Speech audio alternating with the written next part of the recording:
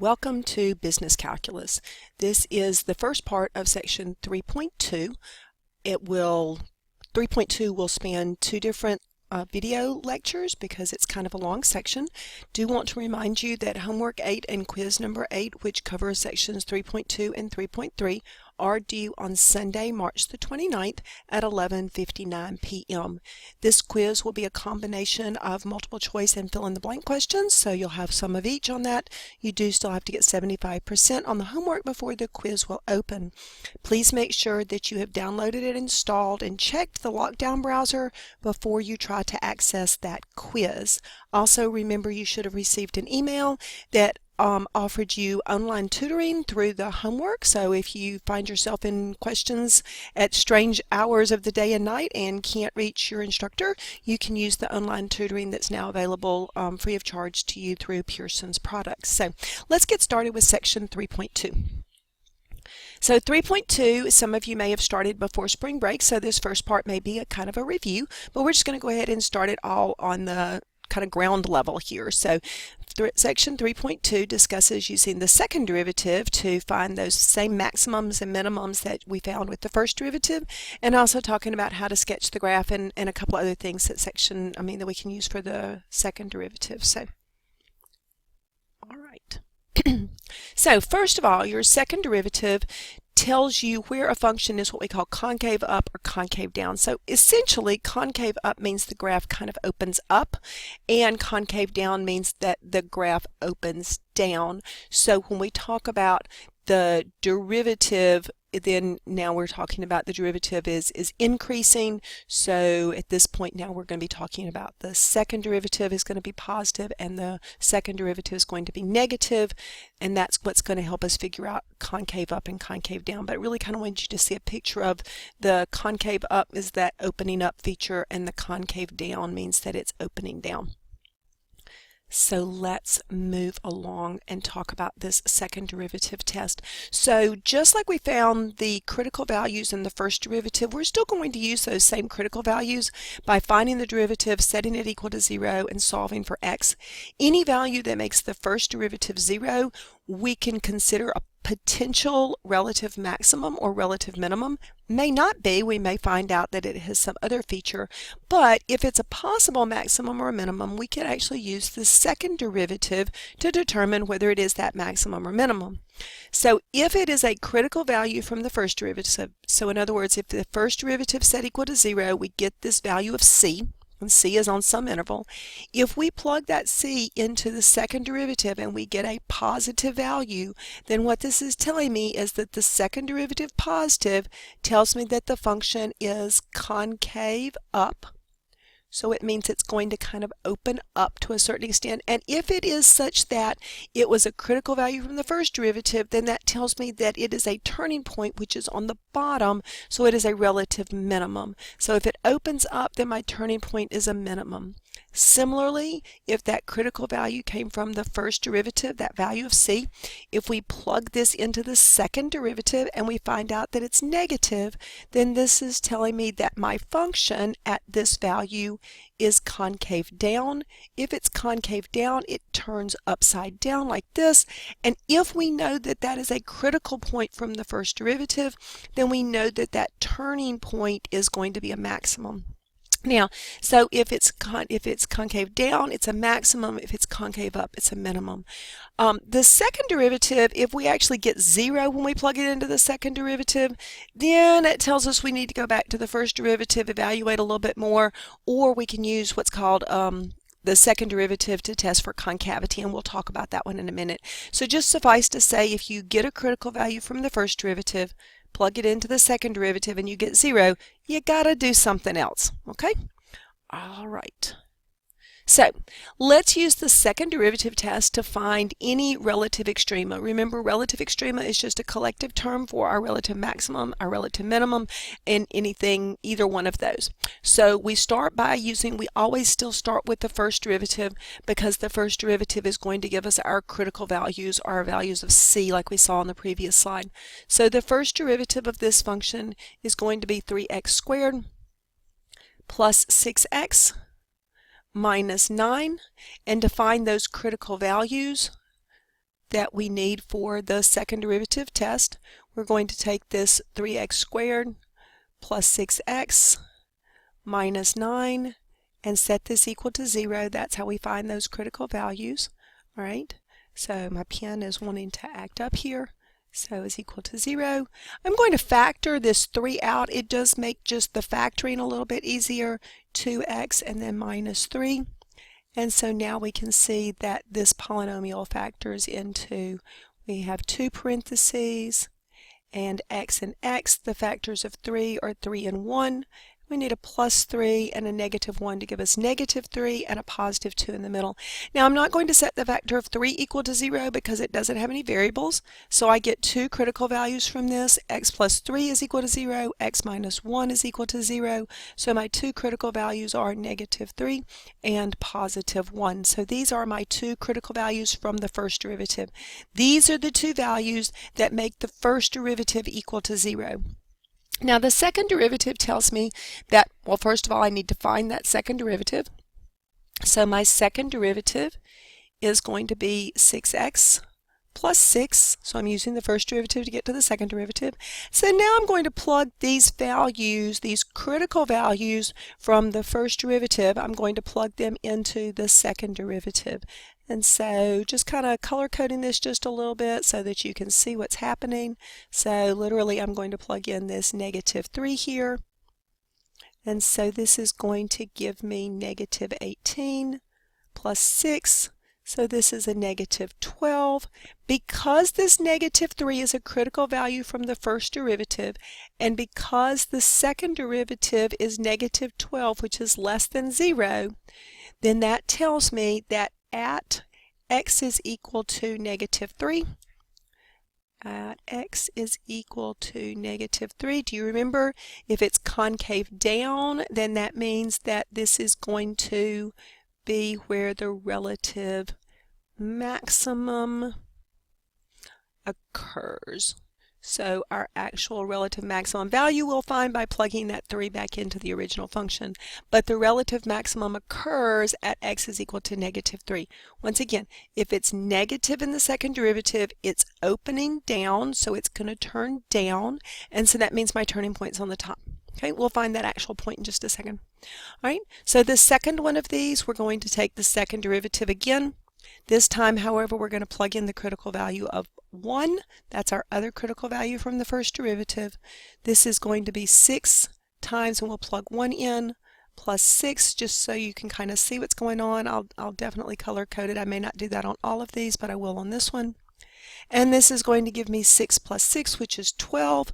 12 is a positive number, which means that it is concave up. So it's going to open like this. And so that means that at x is equal to positive 1, we are going to have a relative minimum will occur. So the relative minimum occurs at x is equal to positive 1. Now let's go find that relative maximum and minimum value. So we need the maximum value. So the relative maximum value is going to be what happens when I plug negative 3 in to the original function. So it's going to be negative 3 to the third power, and so negative 3 to the third power, then plus 3 times negative 3 squared, minus 9 times negative 3, minus 13. So this is going to give me a negative 27 plus 27, because that's going to be a positive 9 times 3, and then plus 27 again, minus 13. And that looks like it's going to come out to be a positive 14. So the maximum value, so we can say that the max value of this function is 14, and it occurs at x is equal to negative 3.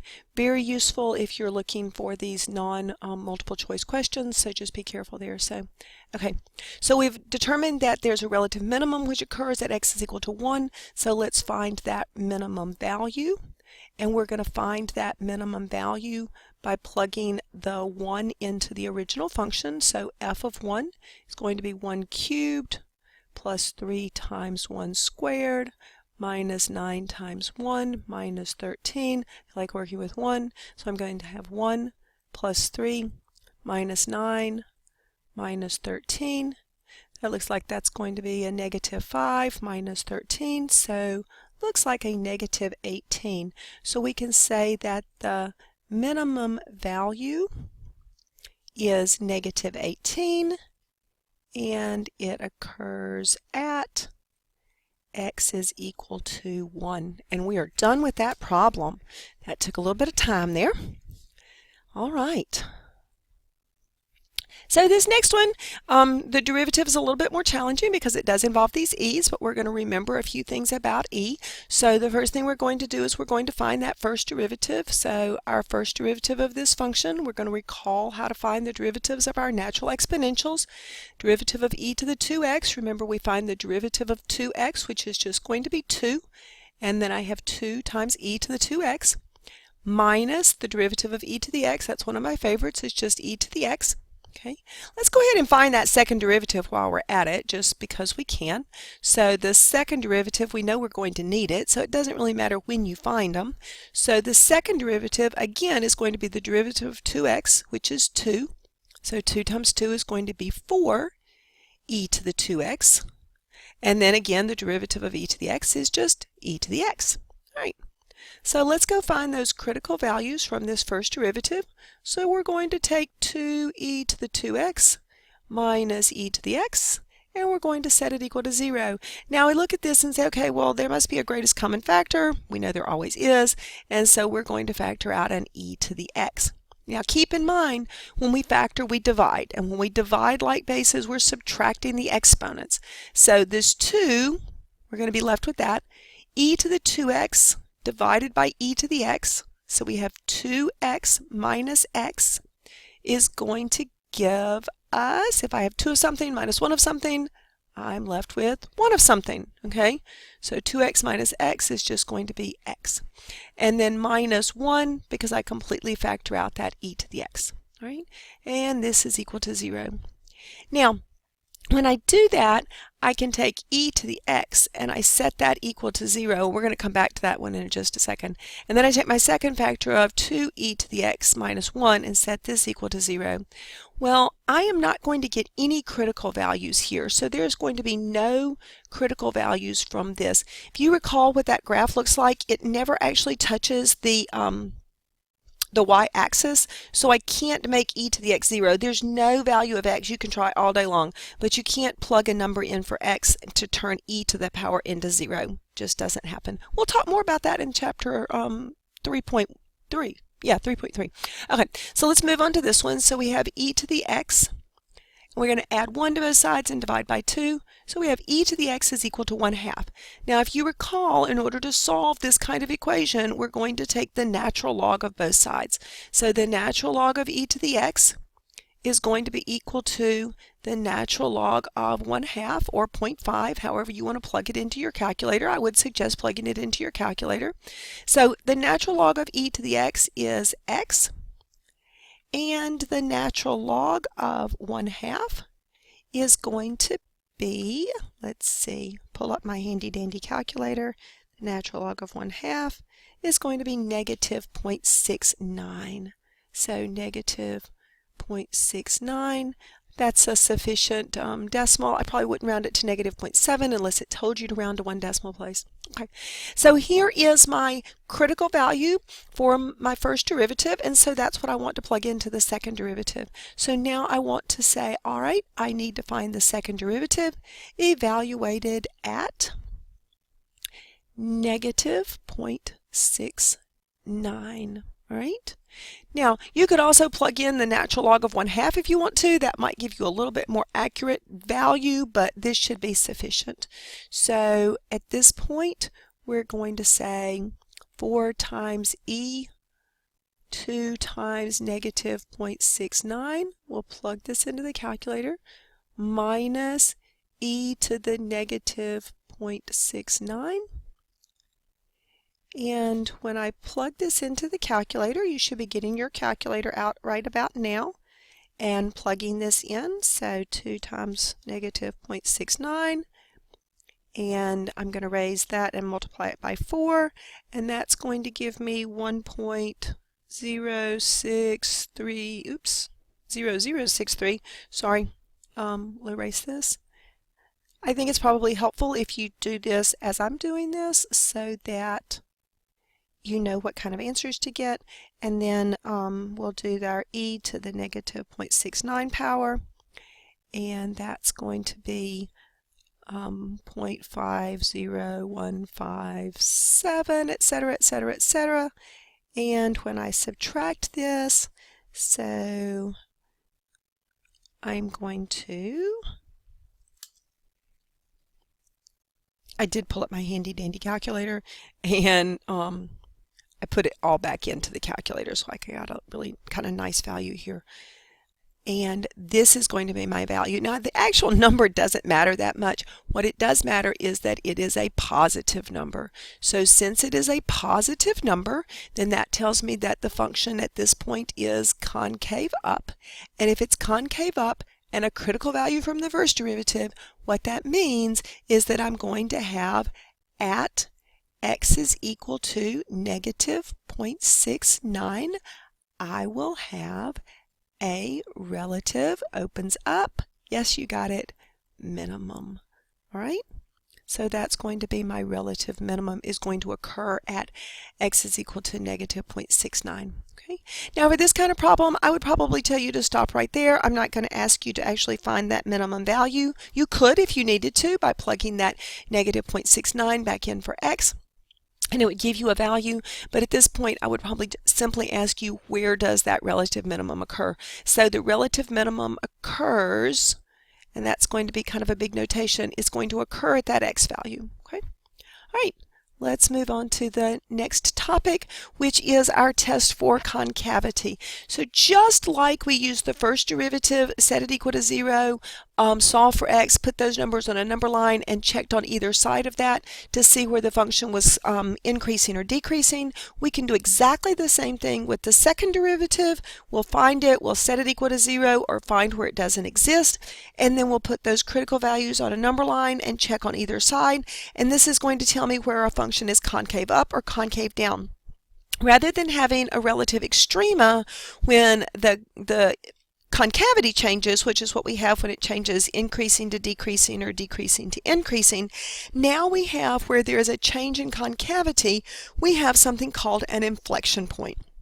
It doesn't matter which change we have. It can change from up to down or down to up. It does not matter. As long as there is any change in your concavity, you're going to have at that x value, you're going to have some type of inflection point, or sometimes we call it a point of inflection. So we're going to be looking for those. Okay.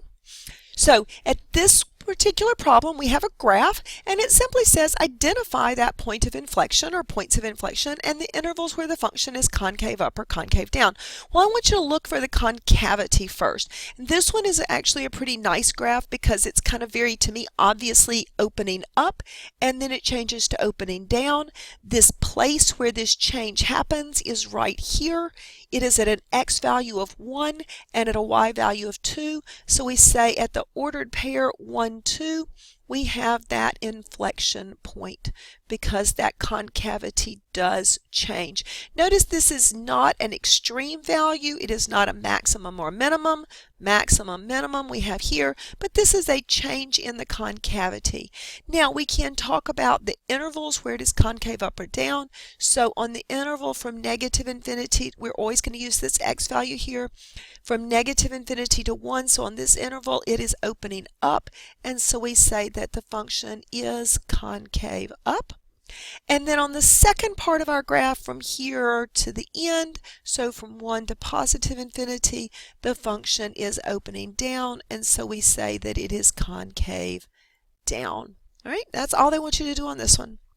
Number 4 is exactly the same type of problem, but just a little bit of a different twist twist on that, and this one's a little bit harder to find, but hopefully you're seeing where it is. Don't look at the arrow here, but the graph itself is kind of opening or cupped downwards, and then it becomes and starts and changes to being cupped upwards. It looks like that change is happening right about here at an x value of -1 and a y value of 3. So we say at the point -1, 3, we have that inflection point, we have that change in opening down to opening up.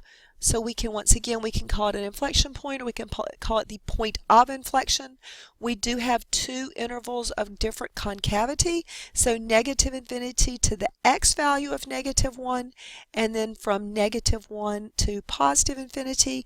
On this first interval, the function is opening downwards, so we say that it is concave down, and on the second one, it is opening upwards, and so we say that it is concave up.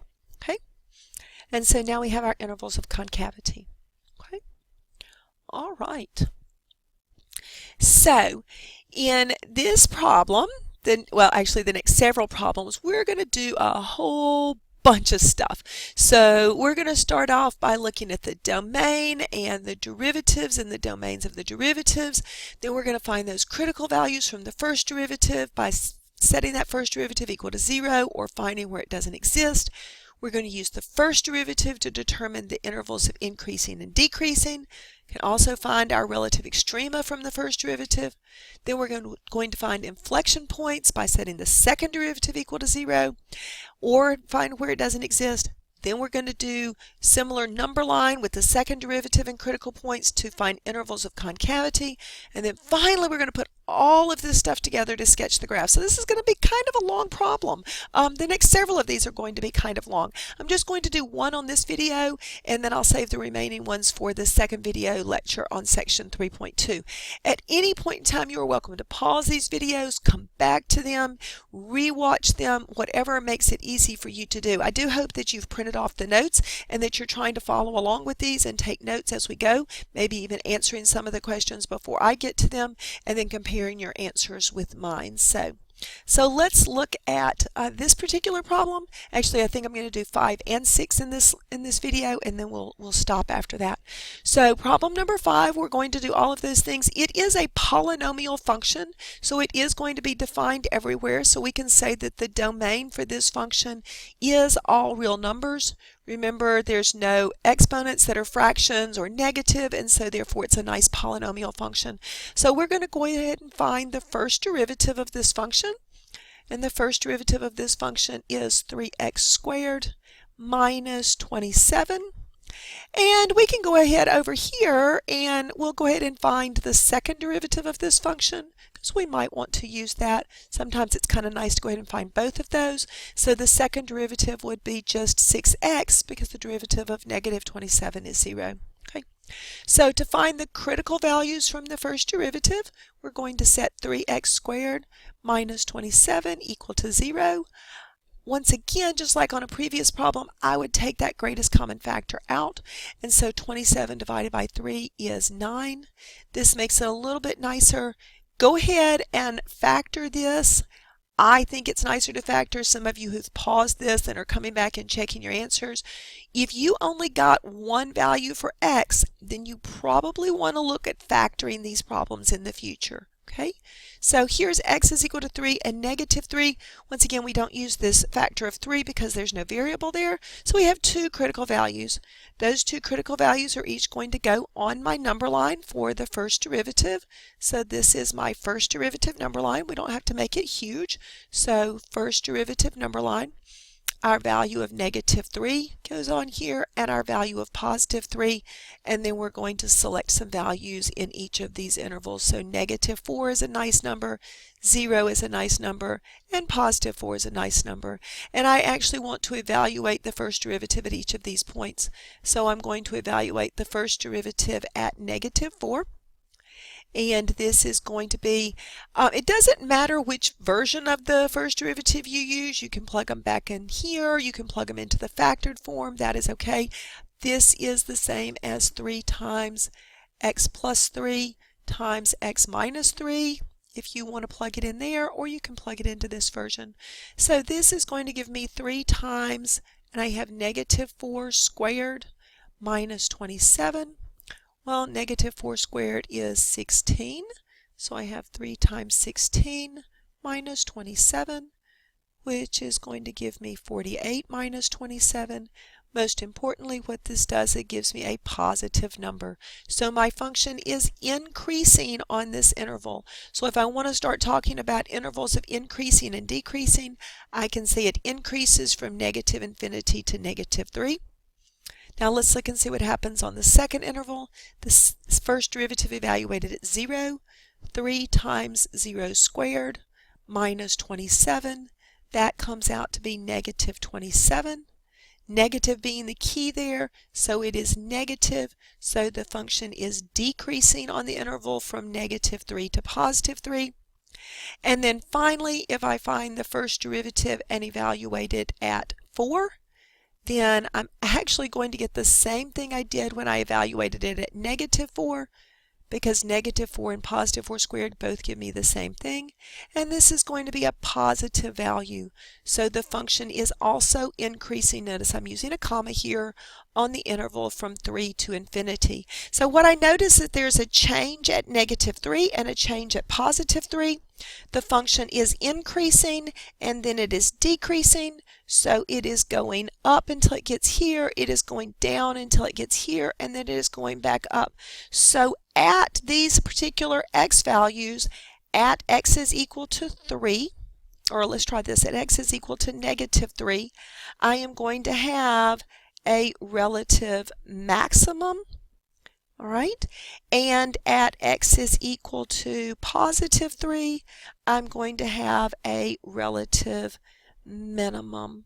And I'm kind of abbreviating there. So now how do I find those actual points? Well, let's come over here to the side because we're going to need these. So when x is negative 3, I'm going to plug negative 3 back into this original function.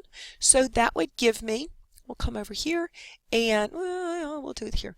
So this is going to be f of negative 3. And that's going to be negative 3 squared is going to be negative 27. If I plug negative 3 in here, I'm going to get plus 54, and this is going to give me a value of positive 27. Okay, and then when x is equal to positive 3, I can do the same thing. I'm going to plug 3 into my original function. That's going to give me a positive 27 minus 54, and this is going to give me a negative 27. Occasionally, when you don't pull your calculator out to begin with, you make crazy mistakes. So let's fix these two. I thought those do not look right. So pulled out the calculator, and lo and behold, this is 81, which gives me a value here of 54. We'll change this one also. I do apologize. Some of you are probably going, hey, that is not what I got. So hopefully now we'll be good. And when I plug positive 3 in here, I'm going to get minus 81, which is going to give me that negative 54. That's looking much better. So, all right. So this is, remember, my relative max. And this is going to be my relative min. So now let's come over here. Let's take this second derivative, and we're going to set it equal to 0. This is going to give me one critical value of 0. Once again, I'm going to put this on a number line. This is going to be my second derivative number line. So f double prime, here's 0. I'm going to select a value on either side of this, so negative 1 and positive 1. And so when I plug these into the second derivative, so the second derivative evaluated at negative 1 is negative 6. So that means that the function is concave down. So I can say it is concave down on the interval from negative infinity to 0. Now let's see what happens at positive 1. The second derivative at positive 1 is positive 6. And so the concavity does change, so it is concave up on the interval from 0 to infinity. So this means that at x is equal to 0, I am going to have that inflection point. So this is going to be, how do we find that actual point? So we're going to come back over here. When x is equal to 0, we will plug 0 in for x. And this is going to be 0 cubed minus 27 times 0, and that's going to be equal to 0. And this is that inflection point or point of inflection. They are exactly the same thing. You just hear them called different things by different people. Okay? All right, so now from this point we can actually draw and sketch our graph. So we have everything we need to be able to do this. So we'll draw our y-axis and our x-axis, and it'll kind of be not necessarily to scale because we've got some pretty big numbers on here. So we'll go all the way up here to 54 and all the way down here to negative 54. I said not exactly to scale. We'll go 1, 2, 3, and 1, 2, negative 3. So at negative 3, we're going to have a value up here at positive 54. At positive 3, it'll be all the way down here at negative 54. And then we have this nice turning kind of point in the center, that point of inflection. And so we are going to sketch this graph. I'm just going to apologize. I do not draw well, and it's going to come down. And it's going to kind of twist through there. That change in concavity is kind of subtle. The nice thing is you won't be expected to draw these graphs. They will be multiple choice. You're just going to be expected to recognize it's concave down, it changes to concave up, it is increasing, it is decreasing, and it is increasing. And that follows along with everything else that we have on this page. All right? Lots of information, one problem. Let's see if we can get one more done before you're just totally out of it. All right, last one on this video, so be patient with me. So, starting with the fact that I have a polynomial function whose domain is all real numbers. That's kind of nice. That means I'm not going to have anything strange happening like we will a little bit later on. So I'm going to find the first derivative of this function, and this first derivative is 3x squared minus 12x plus 9. Once again, I'll go ahead and find the second derivative of this function. It doesn't hurt to go ahead and do this, just don't get confused. I would make sure I labeled them carefully. Minus 12, okay. Going back to the first derivative, let's take that first derivative and set it equal to 0. So 3x squared minus 12x plus 9 is equal to 0. This does factor, and I can factor a 3 out of that, which is going to make it a little bit nicer in terms of being able to work with this and find the critical values. The 3 is not going to affect my critical values, but it is still part of the problem. So I have an x and an x. The minus in the middle with the plus on the end tells me I have two minus signs, so I have minus 1, minus 3 gives me positive 3 on the end and negative 4 in the middle. So the two critical values are going to come from these two factors. And so my two critical values are x is equal to 1 and x is equal to 3. All right. So from here, we'll actually, let's go ahead and, we'll just go ahead and do the first derivative number line. Then we have a couple of options here, but we'll do the first derivative number line. So here is my first derivative number line. What goes on that number line are my x values of 1 and 3. And I'm going to pick a point in each of these intervals. So let's go with 0 is a nice number, 2 is a nice number, and 4 is a nice number. And these are all going to go into the first derivative. So the first derivative evaluated at 0. Now I'm going to be real honest with you. I would probably use the factored form of this derivative to plug these back in. You don't have to, but I think it's a little bit nicer. So when I plug 0 in here, I'm going to have 3 times 0 minus 1 times 0 minus 3. This is going to give me 3 times negative 1 times negative 3, and two negatives is going to give me a positive value. So it is increasing on this interval. The next thing I'm going to do is the same thing for the first derivative at 2. And I'm just going to show you why I think it's really nice to do it this way. Now you're actually just multiplying everything together. So I'm still plugging that in. I have 3 times 1 times negative 1, and that product with all those, that one negative is going to be negative, so it's decreasing on this interval. And then finally, the first derivative evaluated at 4 is going to be 3 times, and I have 4 minus 1, I have 4 minus 3, and this is going to give me a series of positive values. So the function is increasing on this interval. Once again, we have a change. It is going up, it is going down, and it is going back up. So at these particular values, this is going to be my relative maximum, and here is going to be my relative minimum. So if I want to go over here again and I can find these points, so 1 comma something, and then we have our 3 comma something. We'll see if I can actually do the math this time. So f of 1 is going to give me 1 minus 6 plus 9 plus 1, negative 5 plus 9 is 4, and 4 plus 1 is going to be 5. All right, so yep, and so that means at this point 1, 5, I have that relative maximum. I'm going to plug 3 in also, so finding f of 3, this is going to be 27 minus 54 plus 27 plus 1, and that comes out to be positive 1, and this is my relative minimum. Okay. Taking that second derivative and setting it equal to 0 is going to give me my critical value for the second derivative. Adding 12 to both sides, dividing by 6 is going to give me x is equal to 2. Again, since I want to check for concavity, I'm going to put that critical value on my number line. So here is my value of 2.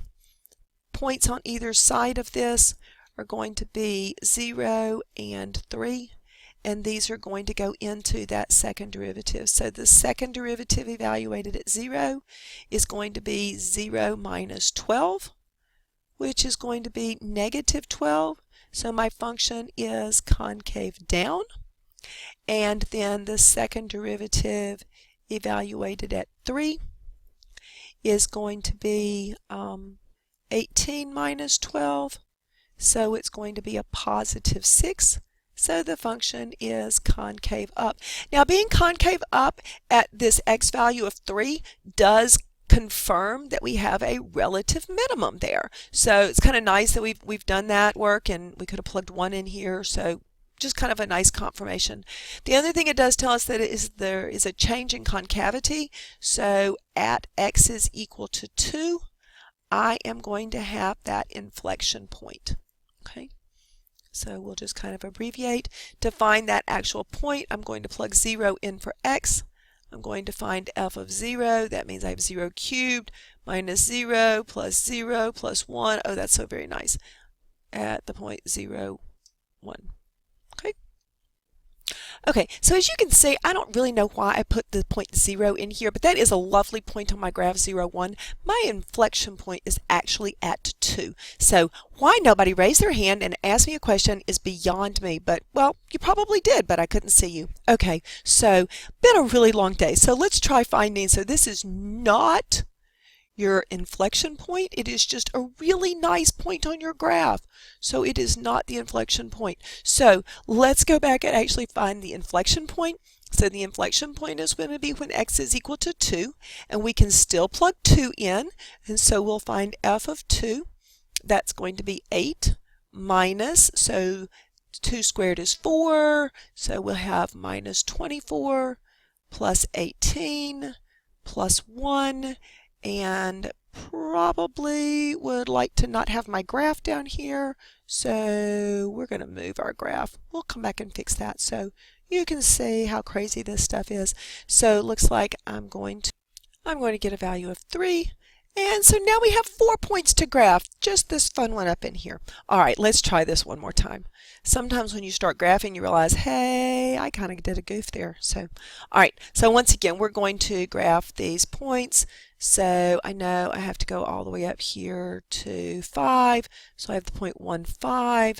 I have the point 3, 1. I have a lovely, and this is actually, it's very nice. It's actually our y-intercept. It gives us a little bit nicer picture at 0, 1. More importantly, though, we need this point of inflection, which is between these two. So this was kind of a nice actually, it was an accidental oops, but it was kind of a nice thing. We can point something out.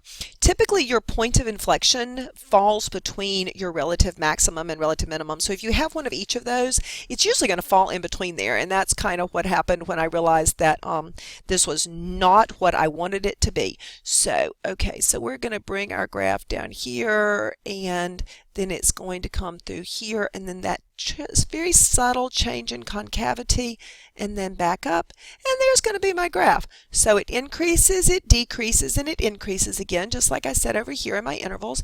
It's concave down, it's concave up, it has a relative maximum, a relative minimum, and a point where the concavity changes called your point of inflection. That's the end of 3.2. I think I'm tired and you're tired, and 3.2 will resume with question number 7 in the next video. Thank you very much for your patience, and I hope you have a great day.